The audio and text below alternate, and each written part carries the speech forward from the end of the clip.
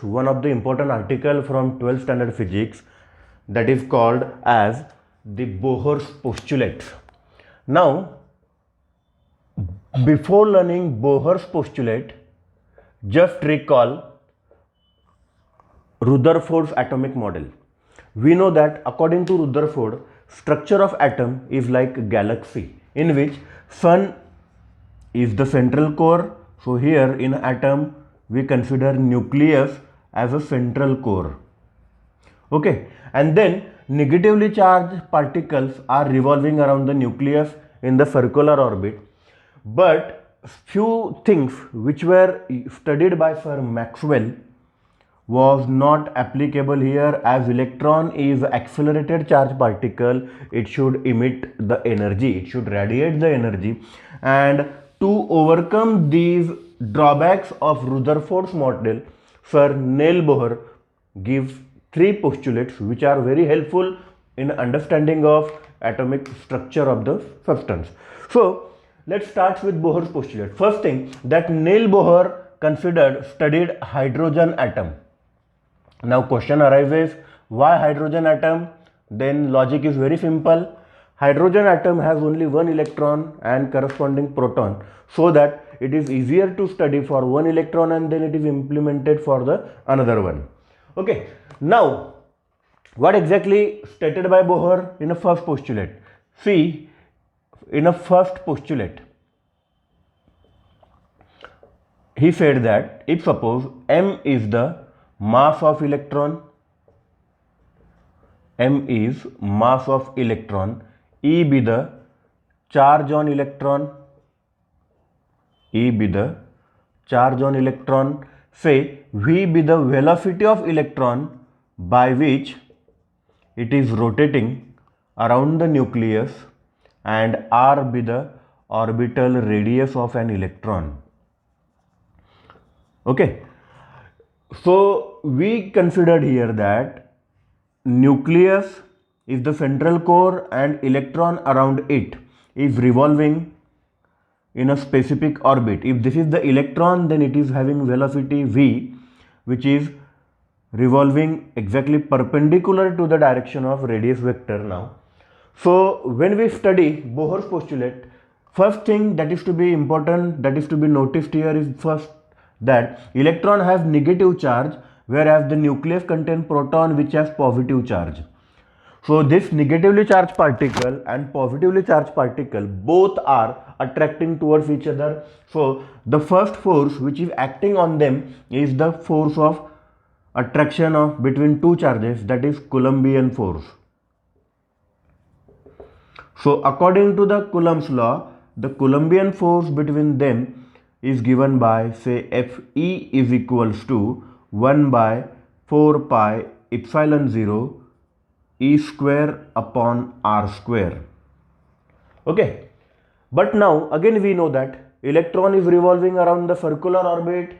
So when object is performing circular motion, we know that which force is mandatory for that object. Then yes, definitely it is the centripetal force. So centripetal force which is required here is Fc is equals to 1 by, centripetal force according to the formula is given by Fc equal to mv square upon R. Now see, electron is having two forces by which its entire structure is balanced. One force is trying to pull the electron toward the nucleus, and other force is trying to maintain its orbital radius. Then Sir Neil Bohr said that when electron is rotating around the nucleus of an hydrogen atom, the electrostatic force and centripetal force should be balanced such that the centripetal force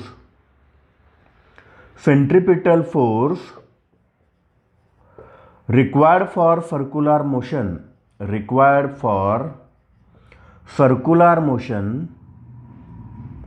is given by or is provided by electrostatic force. It is provided by what? Electrostatic force of attraction between negatively charged electron, positively charged proton, and the centripetal force is because of what? Its circular motion. Electrostatic force of attraction. So if I consider this verbal form into the mathematical form, then Coulombian force should be equal to centripetal force, and therefore I can say 1 by 4 pi epsilon 0 E square upon R square is equals to mv square upon R square, mv square upon R. This mathematical form we can call as Bohr's first postulate. Okay, now we will discuss with second postulate. Now to discuss the second postulate, we know that we already have learned that electron, if suppose it is rotating in the first orbit, it cannot go its own to the next orbit or downside orbit. Why?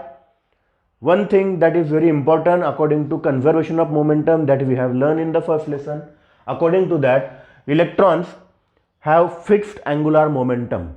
So if electron has to go from one orbit to another orbit, electron has to change its angular momentum also. So using that logic, I can say that according to the Bohr second postulate, electrons are restricted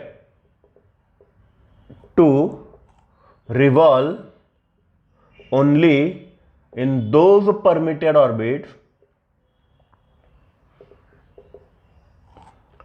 Electrons are restricted or revolve only in those permitted orbits whose angular momentum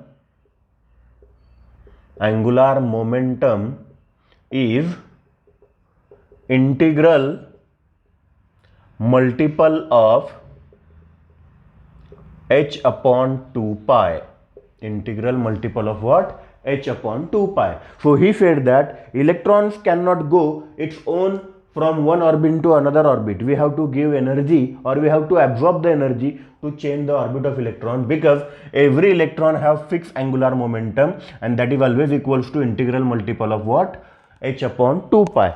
So where h is Planck's constant. Sir, Max Planck has given the energy and it is called as what? Planck's constant. Okay. So if I want to write, we know that angular momentum of any substance is always equals to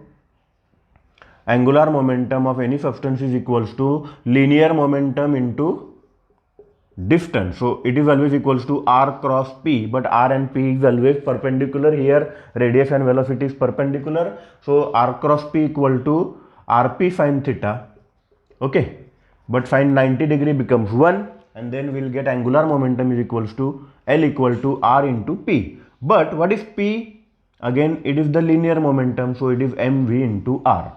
So this will be the angular momentum in this case, whereas it should be in multiple of h upon 2 pi. That means according to Bohr's postulate, we will say therefore by second postulate one can write mvr for nth electron or nth orbit is equals to n times h upon 2 pi, where n is principal quantum number. N is what? Principal quantum number, and its values can be 1, 2, 3 up to like this. So that means if I want to write the same for first orbit,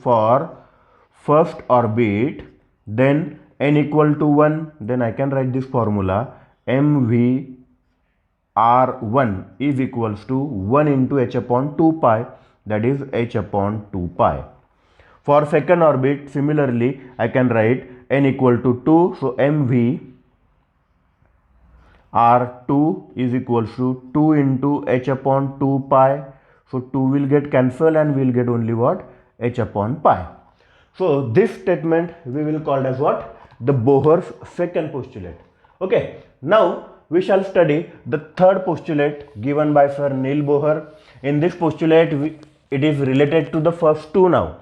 We know that according to second postulate now, electrons which are revolving around the given nucleus are restricted to rotate only in those particular orbit whose angular momentum is what? Integral multiple of what? H upon 2 pi. Now, if suppose electron is there, suppose any other element, suppose nucleus, this is the first orbit, this is the second orbit. So electron is present in the second orbit and we want to shift that electron in the first orbit. Then definitely energy of the corresponding orbit will be different. If the energies are different, they cannot live in those particular orbit. Then what Niels Bohr have said in third postulate, according to third postulate,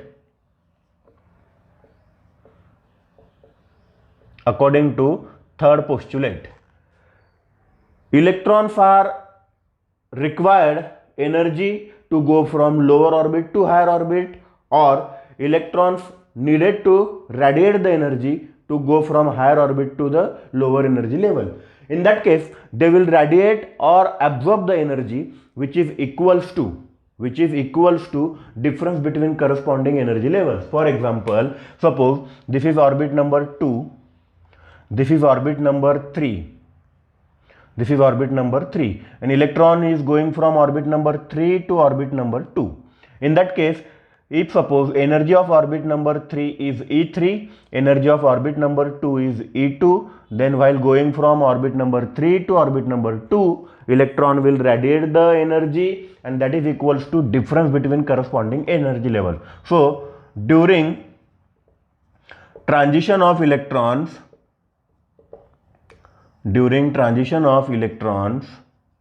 from higher orbit to lower orbit or vice versa, energy is radiated or absorbed. If it is going from lower orbit to higher orbit, energy is radiated or what? Absorbed, and it is equals to, the difference between corresponding energy levels, Therefore, energy radiated is equals to En minus Ep, where N is higher orbit and P is lower orbit. N is what? Higher orbit, and P is what? Lower orbit. But again we know that energy according to Max equation is always equals to H into nu. So H nu equal to En minus Ep. This mathematical form we can call this what? Bohr's third postulate. So all three postulates are there in front of you now. First postulate saying that electrostatic force should be balanced by what? Centripetal force, or for electron, centripetal force which is required for circular motion should be given by what? That electrostatic force of attraction between negatively charged electron and positively charged proton. Okay. Now, according to second postulate, electrons are having restriction that they can revolve in the particular orbit. Electron ज्या orbit मध्ये आहेत त्या orbit मधून दुसऱ्या orbit मध्ये जाण्यासाठी त्यांना momentum बदलायला लागेल. का? तर दिलेल्या ऑर्बिट मधल्या असलेल्या इलेक्ट्रॉनला fixed value of angular momentum असणार आणि त्याची व्हॅल्यू कोणाच्या मल्टिपल मध्ये असेल? h/2 पाय च्या मल्टिपल मध्ये असेल, आणि म्हणून angular momentum L is equals to mvr. So according to postulate given by Sir Niels Bohr, one can get this mathematical form for the second postulate. Okay. And तिसऱ्या postulate मध्ये transition of electron बद्दल Bohr यांनी सांगितलंय. So if electron is going from higher orbit to lower orbit, they will radiate the energy. But if electron going from lower orbit to higher orbit, they will absorb the energy. त्यांना energy द्यायला लागेल तुम्हाला. And when you will provide the energy, they will change the orbit. During this transition, they will radiate the energy or absorb the energy, and that energy which is radiated or absorbed is always equals to difference between energy level. आणि म्हणून आपण लिहिलं E equal to En minus EP. N हा higher orbit घेतला, P हा lower orbit घेतला. Planck's law नुसार H nu equal to En minus EP. This will be the corresponding formula for Bohr's third postulate. Okay. So We have done with one important article today. I hope you understood. You are watching mahafarkar.co.in. Thank you.